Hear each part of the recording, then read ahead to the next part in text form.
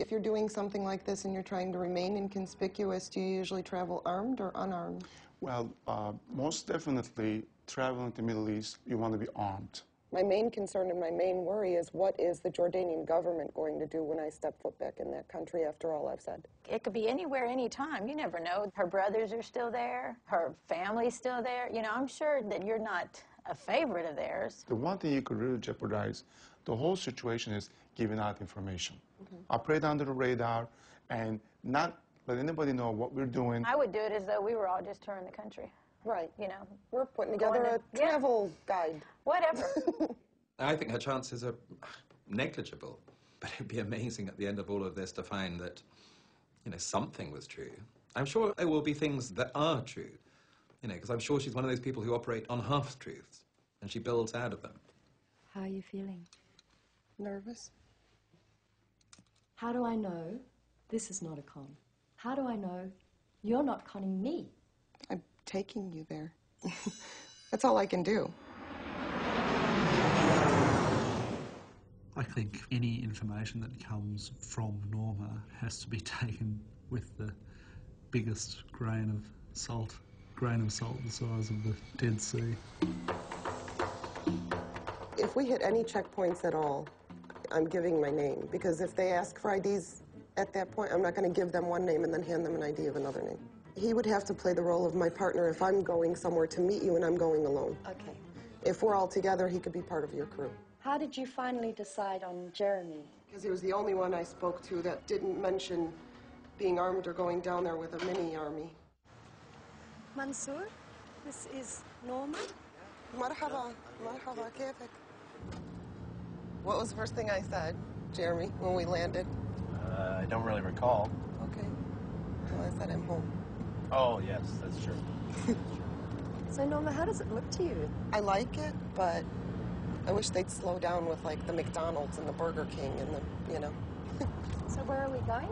جبل الأشرفية, شارع بارتون. That's where I used to live when I was little. That's not it. That's not it.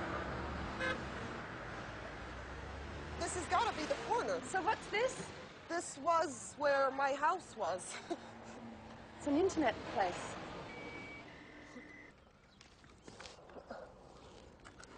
To the end of this building, this was all yard. This was all yard. هذا زمان لما كنت طفلة كان كله حوش. هذا كان كله حوش، هذا الأرض اللي Yeah, this was all yard. كان كله حوش. بالضبط. حوش. أيوة. وكانت شجرة كبيرة واحدة في النص. نعم. That's the one. نعم. That store right there, we used to go in there and buy gdama and candy and gum and, you know, that was our sugar rush. Where are we? Dar el-Catholic, the convent that used to run the school that I used to go to. The courtyard feels familiar, but they've changed the stairway. This part's new. That top balcony, I remember all of that. And how old were you when you were here? 5, 6, 7, 9, 10. So, did you ever go to the international school or the American school? No, I said that just to explain the English in the book. This is the salon in the area that I used in the book, but it's not the salon. It's not the salon. No. في محلات في الأردن اللي بقصوا شعر للنسوان والزلام؟ عادي.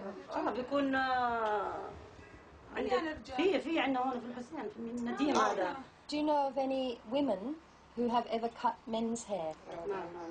بس عليه يقولوا يصير طوافي عليه يقولوا يكونوا طابور من هون للدنيا. In the book, Dahlia cut Michael's hair. Yeah, that's how I put it. Did she? In real life? Yeah. No. My cousin's brother is also licensed to cut hair, and he used to use it to cut men's hair sometimes. That's the only reason I even called it unisex. So what's this place? Sports City. What's Sports City? This is what I used in the book to say that we got a membership. And did you? No. I know it's a sports center. I've never been inside it. I had to change the locations of everything. Even the publishers wanted the locations, names, dates, times, everything changed. Which publishers told you to do that? Random House, the legal departments. I have the emails. Can you turn that off for a minute? Why? This is important. It is important, but it's also important that I do it right. For this. This is exactly why we're here. Jabal al-Nadif is where I first met her. I'll put it that way. Met who? The Dahlia. Was her name Dahlia? No, her real name was not Dahlia. Okay. I won't get out of the car. Then you get a lot of extremists, people with extremist views living around Jabal al-Nadif.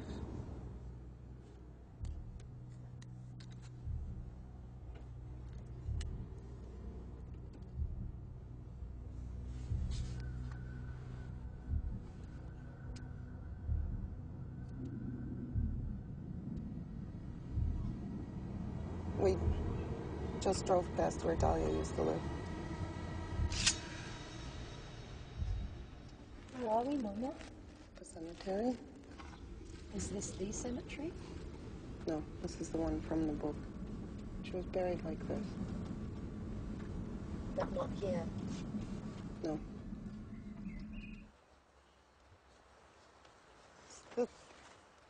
This is an unmarked grave.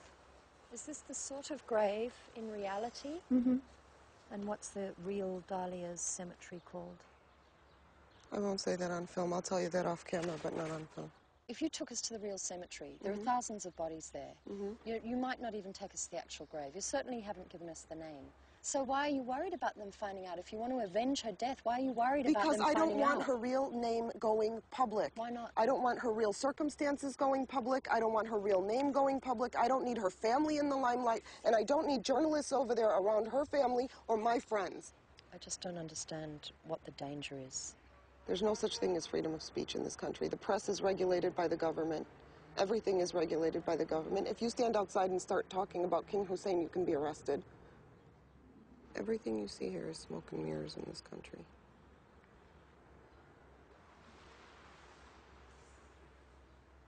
Hi, Norma. We're going to the National Institute of Forensic Medicine, and it's the only time we have to prove on camera that it really happened.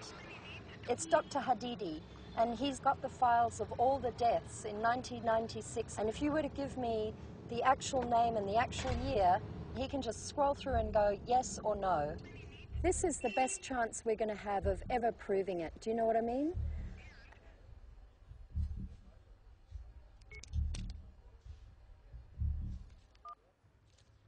How do you do, Dr. Hadidi? Thank you very much for meeting us.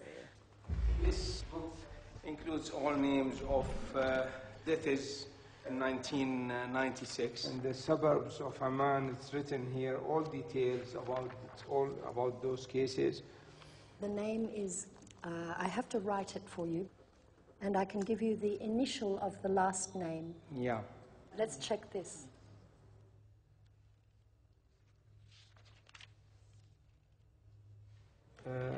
There was no such case coming from Palestine Hospital. Really? There is no such case brought to them dead, stabbed, and dead. In the book, one of the pieces of information that was presented as fact is that thousands of women every year die in this way. Excuse me, this is ridiculous what's written here. Number of homicides total is 150 annually. And from those, the cases of honor crime are ranging between 12 to 17. I feel pity for the people who might believe what's written here. How old was she when she was murdered?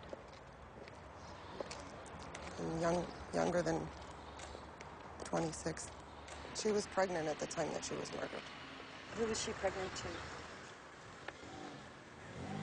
Who I call Michael. She was murdered in 2001.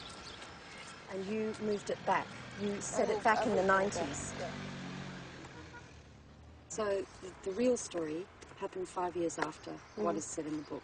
And therefore, all the things that you said existed did exist. Did. The Gulwaz cigarettes, the 50-dinar note, the Le Meridian, and the restaurant that's there, and the unisex salon that's in it, and all of that.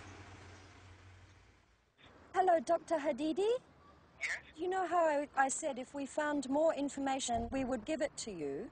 Yeah. Well, we can give you the suburb, the year, the name, the hospital. Yeah, if you give me that today, and I'll pass it to my team in the department, and we can...